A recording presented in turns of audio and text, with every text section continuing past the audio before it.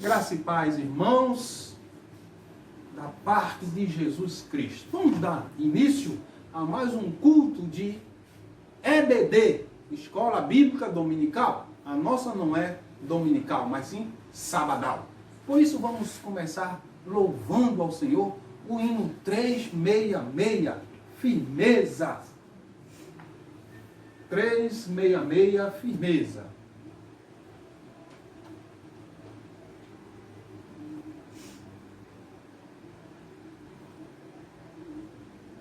Achou, irmão? Sim. Então vamos lá. Em nada ponho a minha fé, senão na graça de Jesus, no sacrifício remidor, no sangue do bom Redentor. A minha fé e o meu amor estão firmados no Senhor. Estão firmados no Senhor. Só as mulheres? Se não posso a face ver, na sua graça vou viver. Em cada transe sem falhar, sempre nele confiar. A minha fé e o meu amor estão firmados no Senhor.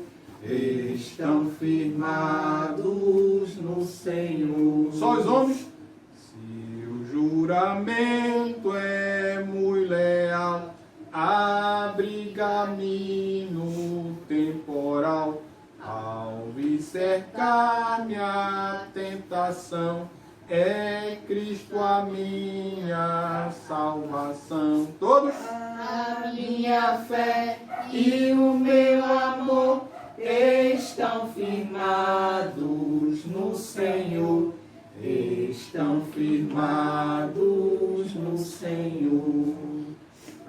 Assim que o meu clarim soar, irei com ele me encontrar e gozarei da redenção com todos que no céu estão.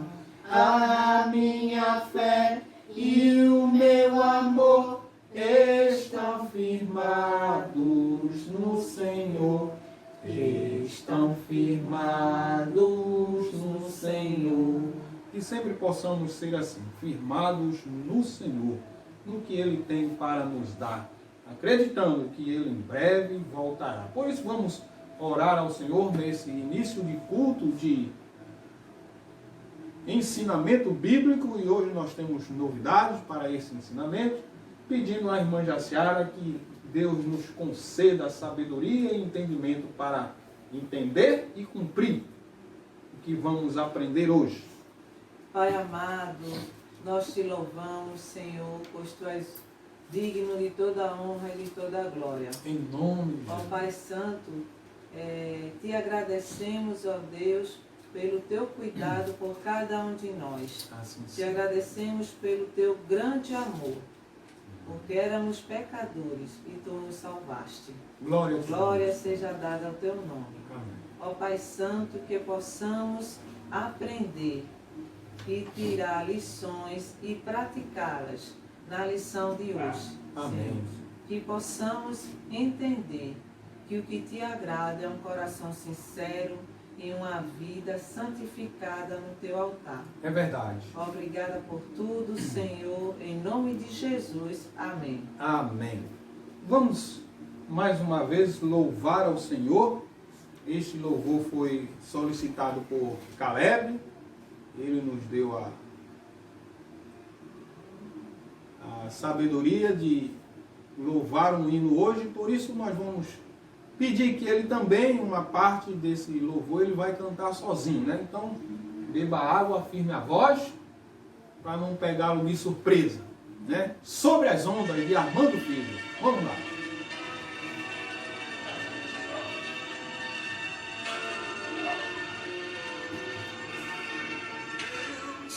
embora sem compreender o porquê de certas coisas que me acontecem.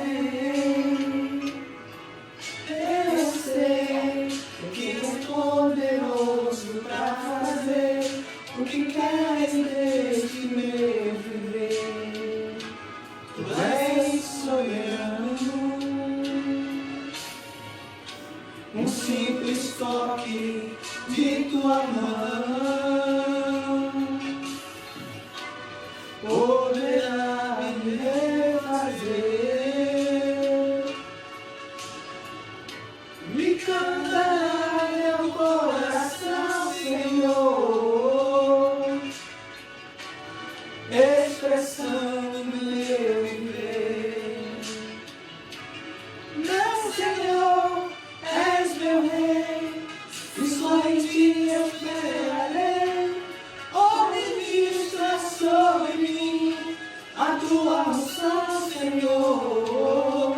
Uma das vezes é demais, mas Deus não tu virás. E só assim eu sei, Senhor, me levantarei. Aleluia. E só assim eu sei, Senhor, me levantarei. Vamos deixar a Caleb agora cantar sozinho? No final a gente entra em Meu Senhor. Embora sem compreender o porquê de certas coisas que me acontecem, eu sei que és poderoso para fazer o que queres desde meu viver. Tu és soberano. Um simples toque na tua mão poderá me refazer. E cantará meu coração, Senhor, expressando meu viver. Todos. Meu Senhor, és meu Rei, e só em ti esperarei. Oh, ministra sobre mim a tua unção, Senhor. Uma das vezes é demais, as coisas longas tu virás. E só assim eu sei, Senhor, me levantarei. Aleluia. E só assim eu sei, Senhor, me levantarei, Senhor. Amém, meus queridos. Como é bom termos este louvor. Como é bom ter o nosso filho louvando. Ontem nós fizemos um jantar aqui no Dia dos Namorados e eles, lógico, não participaram, porque vocês vão ver depois como era namorado, então foi só eu e a Jaciara jantando junto, ouvindo a palestra, mas antes da palestra e do jantar, eu pedi para que cada um fizesse uma oração. Então, os nossos filhos, eles nos acompanham nas nossas atividades e eu fiquei muito feliz porque cada um disse palavras diferentes e pedindo a Deus, na forma como eles disseram, que continuássemos juntos. Eu lembro que a Esther pediu para nos livrar dos maus que o mundo tem nos apresentado. E Caleb agradecia por estarmos completando mais um ano junto e festejando o Dia dos Namorados. Então é muito bom quando os nossos filhos participam dos nossos ministérios. Olha como eu disse, nossos, porque não é só o meu ministério, é o ministério da família. Por isso nós vamos abrir nossas Bíblias e fazer o nosso estudo no livro de Tessalonicenses. 1 Tessalonicenses, capítulo 5,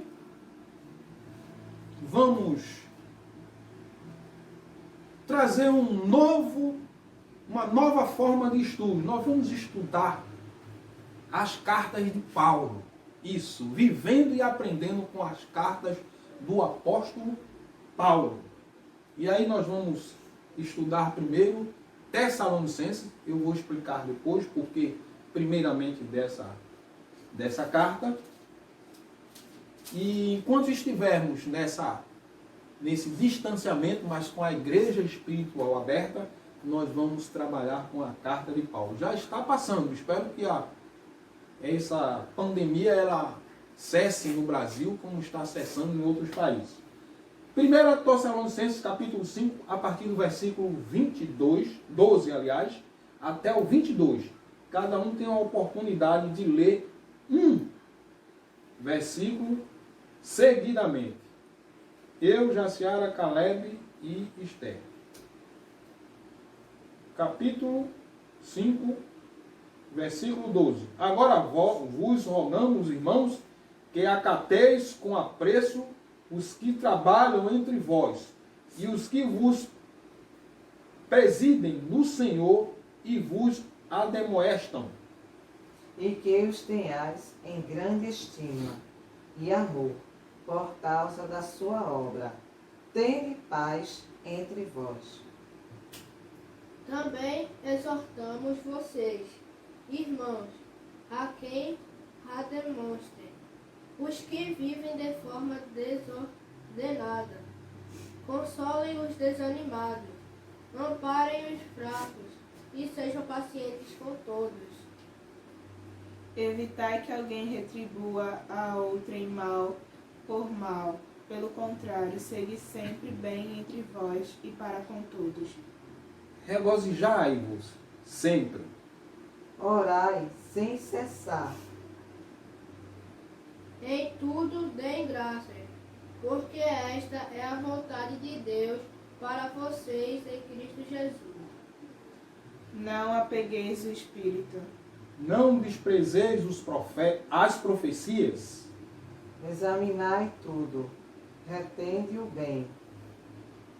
Abstenham-se de forma de mal, de toda forma de mal. Amém. Oremos com Esther sobre esta leitura da palavra do Senhor. Oremos, Senhor Deus e Pai, que estás no céu, Senhor. Muito obrigada por mais um dia de vida, Pai. Abençoa, Senhor, mais essa lição que será dada, Pai, para que ela toque os nossos corações e para que possamos aprender algo a mais, para que possamos prosseguir nessa caminhada que é a vida cristã, Senhor. É o que eu te peço e te agradeço em nome de Jesus. Amém. Amém. Queridos, algumas lições atrás, eu acredito que foi no dia 3 do 6, 3 do 5, há mais ou menos um mês atrás, um tema do nosso estudo foi: nós entendemos todas as coisas daqui? 3 do 6, as Escrituras Sagradas 5, culto de oração. Então, recentemente, hoje são 13, então há 10 dias atrás, nós entendemos todas as coisas que estão aqui.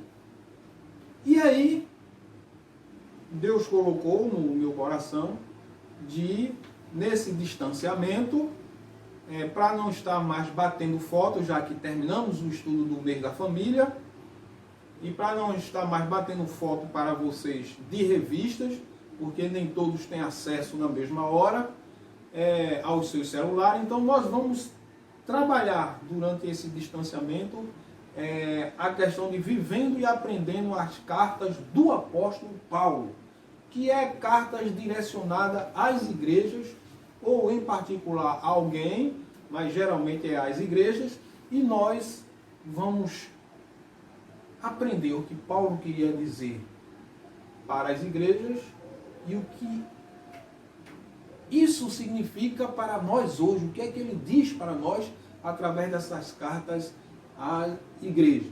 Com certeza chegamos no final da semana passada, nós trouxemos, eu lembro do título também, o que os homens esperam das mulheres, né? Que era sobre o restinho dos estudos da família, mas agora acabou né, o mês de maio, estamos quase na quinzena de junho e vamos tratar agora de aprender o que Paulo tem para nós.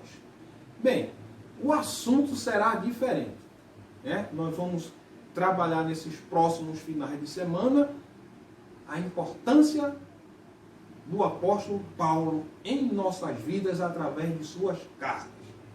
E aí nós vamos trabalhar o quê? Os motivos que ele escreveu as cartas, para quem ele escreveu, o que significa as suas escrituras nos dias atuais e etc. Quando eu falo etc, é porque eu quero crer que através do Espírito Santo nós podemos até nos surpreender e nos alimentar mais do que a gente imagina com o que aqui está escrito. E quem sabe o Espírito Santo vai nos tocar para trazer outros ensinamentos. Então vamos aos estudos. Vamos começar, como eu disse já, pela primeira carta aos Tessalonicenses. Segundo os historiadores, essa primeira carta foi o primeiro registro de Paulo, não só aos Tessalonicenses, mas também do Novo Testamento. Isso mesmo. Desde o tempo do seminário, eu escutava essa história, que quem havia se preocupado em registrar as primeiras linhas do Novo Testamento, que se torna hoje a Bíblia no Novo Testamento, foi justamente Paulo. E aí, esta carta, Tessalonicenses, não foi Coríntios, não foi que é a primeira carta de Paulo que está sendo organizada no Novo Testamento. Então não foi Coríntios, nem primeiro nem segundo Coríntios, não foi Efésios, e não foi Filipenses, não foi Colossenses, e sim Tessalonicense. Então nós podemos entender que a Bíblia ela está arrumada no Novo Testamento, não pela questão cronológica, mas pela questão lógica. E pasmo, até os próprios evangelhos sinóticos, que é Lucas, Mateus, Marcos, Lucas e João, ainda não tinha sido colocado no papel quando Paulo escreveu esta carta. Nem o próprio livro de Atos. Isso se justifica porque tanto os apóstolos quanto os seguidores de Jesus não tinham o costume de registrar os acontecimentos, nem os atos de Cristo. Não era assim, Cristo fazia, eles estavam ali ao vivo e registravam, não. Porque muitos dos seguidores do Senhor, Cristo não teve pessoas letradas, ou seja, muitos dos seus seguidores eram iletrados. Alguns não sabiam nem escrever.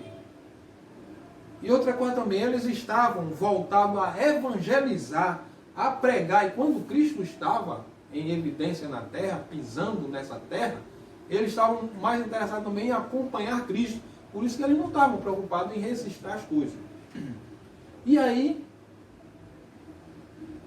Deus escolheu Paulo. Bem sabemos que Paulo é um homem culto, um homem, podemos dizer, poliglota. Um homem que havia sido doutrinado sobre os pés de Gamaliel. E aí Deus escolhe Paulo para atingir os gentios. Paulo não era evidente da época de Jesus. Paulo não presenciou Jesus em carne e osso. E pelo que tudo indica, os evangelhos e o livro de Atos também não foi escrito na época de Jesus, como eu acabo de citar. Os apóstolos tinham outras atribuições. E aí Paulo é atraído a aceitar o cristianismo e começa as viagens, suas viagens missionárias.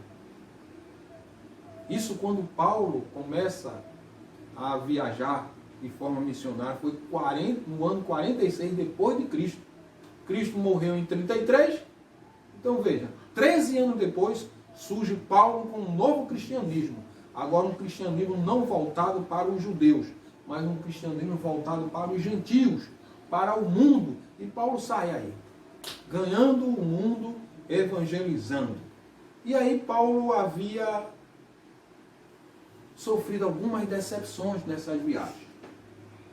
E ele teve uma experiência de 3 meses. 3 meses.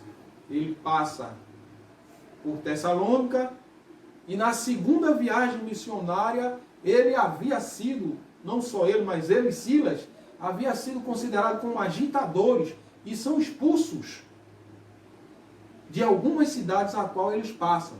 E aí eles não puderam mais voltar para evangelizar. Mas ele tinha uma intenção de acompanhar a igreja, porque ele sabia os perigos que a igreja corria. E aí Paulo não foi bem aceito em Atenas. Paulo havia sido detratado em Bereia, e aí ele se refugia em Coríntios.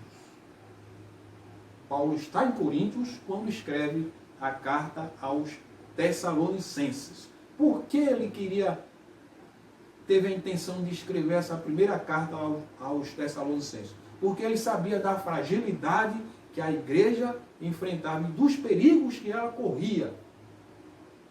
Também pelo fato dele estar receoso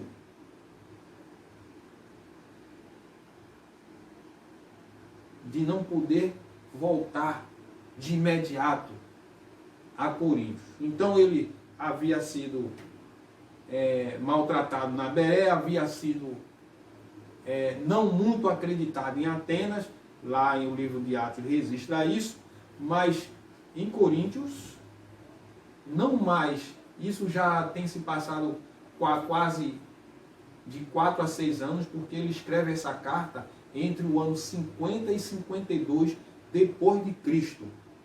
Seu coração estava frito, porque ele sabia quem era a cidade de Tessalônica. E ele sabia também,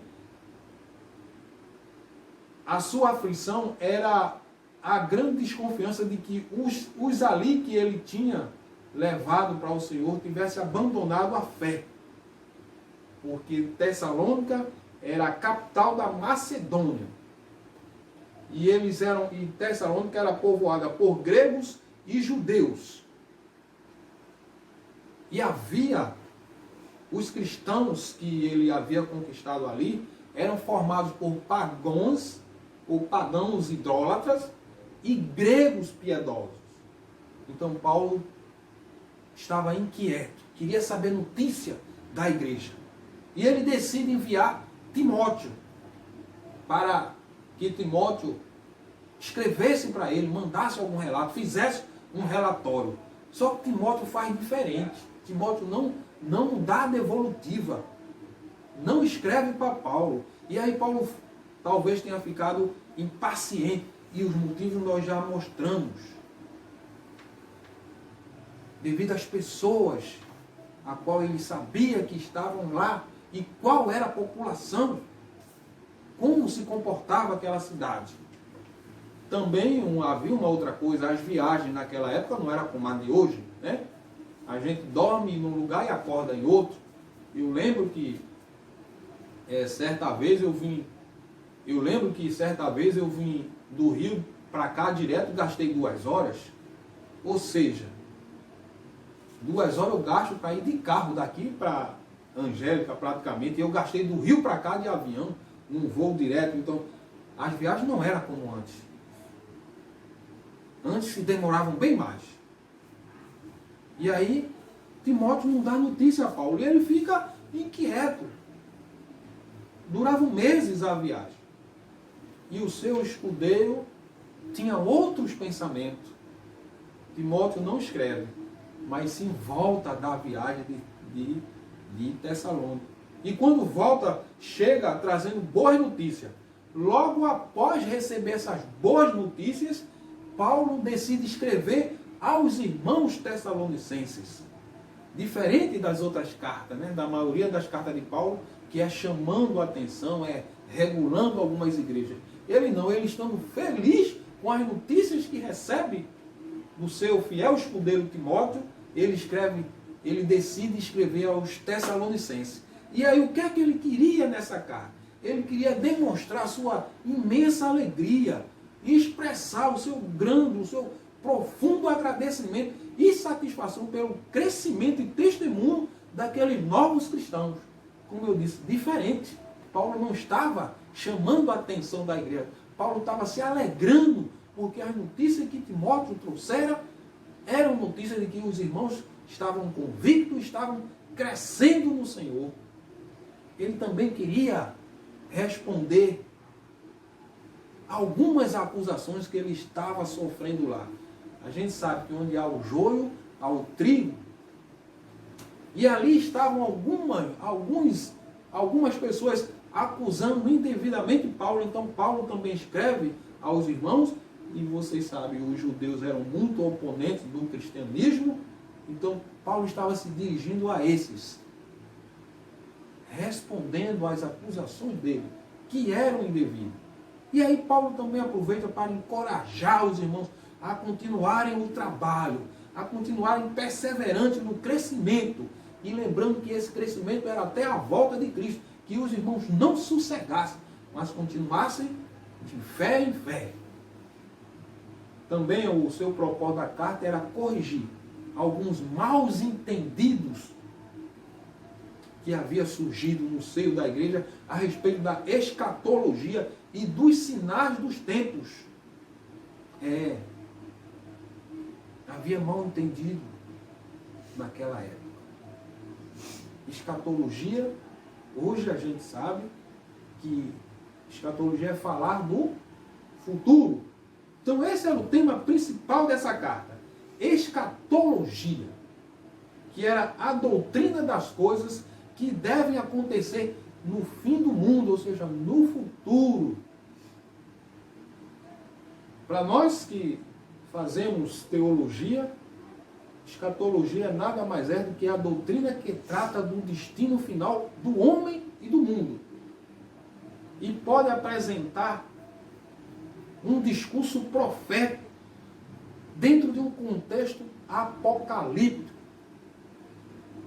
Ou seja, 2 livros ou 3 livros na Bíblia que falam sobre escatologia, eu creio que eu já citei aqui para vocês, é Isaías, é Daniel e é Apocalipse.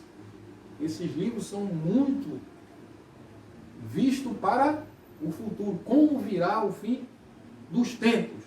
Mas Paulo, ele é bem categórico nisso, orientando os irmãos. Por isso, se vocês prestarem atenção, cada capítulo, vocês vão acompanhar comigo a leitura, cada capítulo dessa carta, de 1 aos Tessalonicenses, ela termina falando algo sobre Jesus. Vejam, capítulo 1, versículo 10. Cada capítulo termina falando algo sobre Jesus. E para guardar dos céus o seu Filho, a quem ele ressuscitou dentre os mortos. Jesus, que nos livra da ira vindoura. Isso é o quê? Escatologia. Está falando de quê? De que Jesus virá e vai fazer o quê? Nos livrar da ira vindoura. Então, se a gente for ver o 2,19, também vai falar alguma coisa escatológica. Pois quem é a nossa esperança ou alegria? Ou a coroa em que exultamos na presença do nosso Senhor Jesus? Em sua vida, não sois vós? Mais uma vez está aí. Então, eu só citei 2 aqui, mas o 3, 13 tem, o 4, 13 tem no 4, 13 e 18, e o 5, 24. Então, esta carta tem só 5 capítulos, mas cada um fala da vinda de Jesus e como virá. Por fim, meus amados, a carta de Paulo aos Tessalonicenses tem um grande objetivo: encorajar e exortar os cristãos lá de Tessalônica a aumentarem o crescimento espiritual e a sua esperança pela volta de Jesus.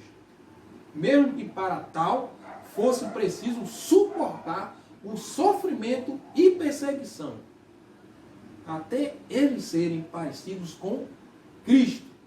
Observem que ele fala Jesus, pela volta de Jesus, e o que os cristãos iriam passar até serem parecidos com Cristo. Então, Jesus, quando a gente fala esse nome Jesus, estamos falando do Senhor nosso Salvador. Como a gente fala de Jesus Cristo, nós estamos falando do nosso Senhor, do que sofreu por nós na cruz. Cristo significa crucificado. Cristo significa sofrimento. Então esse nome, quando se cita Jesus Cristo, significa que Jesus sofreu por nós. Porque essa palavra Cristo dá uma denotação de crucificado e de sofrimento. Será que ele queria falar alguma coisa para nós hoje? Sim. Paulo estava estendendo essa carta para nós. E ela chega nos dias atuais para alertar os cristãos que o melhor e o pior ainda estão por vir. Será, pastor? Sim. Ainda está por vir. O que foi registrado pelos apóstolos lá nos livros de Mateus, Marcos, Lucas e João? Que os seguidores do Senhor seriam perseguidos, que os seguidores seriam maltratados. Então nós não temos essa realidade no Brasil, mas podemos ter, de uma hora para outra, nós podemos ser proibidos de falar no nome de Jesus e até de ter nossas igrejas abertas. Observe que cada vez acontece alguma coisinha lá em Brasília para abafar a voz da igreja. Observe que os lobos estão dentro da igreja, enganando o povo, surrupiando o povo. Aqui nós vivemos num país laico. País laico quer dizer, podemos professar a nossa fé, qualquer que seja a nossa religião. Então aqui não é proibido. Mas imagine os missionários que estão lá fora, principalmente nos países muçulmanos. Imagine o que eles sofrem. Imagine nós, voltamos aqui para nós no Brasil, como não somos violados. Os cristãos que são convictos seguidores de Cristo, eles são maltratados. Isso. Quantas vezes a gente não tem escutado que pastor é isso, pastor é ladrão, pastor aquilo outro, que os irmãos fazem isso. Quantas vezes? Então, por isso que ele escreve essa carta aos Tessalonicenses, precavendo que o povo de Tessalônica, os irmãos de Tessalônica, poderiam esperar pelo pior. O pior ainda está por vir. Para nós também ainda está por vir. Porque podemos sofrer sequelas, consequências, por professarmos que Jesus Cristo é o nosso Senhor. Podemos sofrer isso. E muitas igrejas hoje sofrem isso. Aqui nós não sofremos na questão da violência física, mas nós sofremos na violência moral, na violência ética. Porque para muita gente, todos os irmãos não prestam. Quem já não disse isso para você? Quem já você não ouviu isso? Eu lembro muito bem que o meu irmão mais velho, quando eu entrei no seminário, ele soube que eu tinha entrado no seminário, ele parou o carro assim, eu já disse isso à igreja, aí eu estava dirigindo, eu ia para algum lugar com ele disse, para aqui.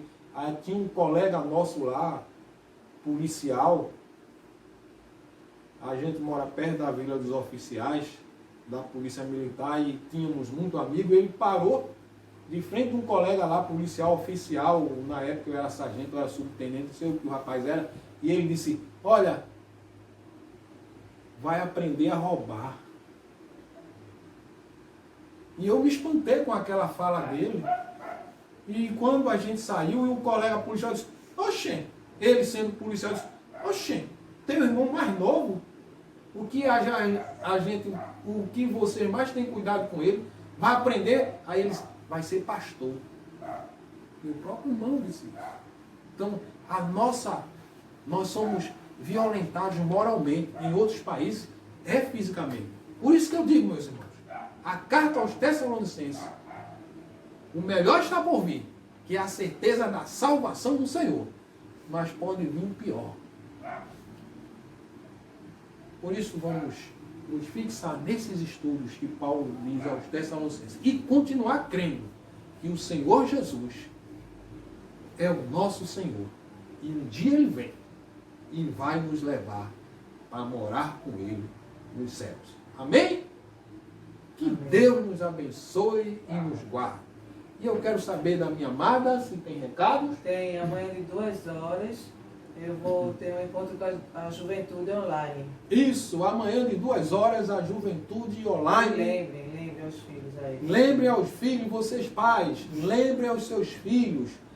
Amanhã de 2 horas, juventude online. Veja o exemplo que eu dei aqui logo no início deste culto. Caleb cantando, meus filhos orando no dia dos namorados. Também eu vou postar já a nossa comemoração, né, do dia dos namorados, né, querida? A mesa que a gente fez, como nós jantamos. Então poste também no grupo o que vocês estão fazendo, o que vocês fizeram ontem. Depois a gente ficou escutando música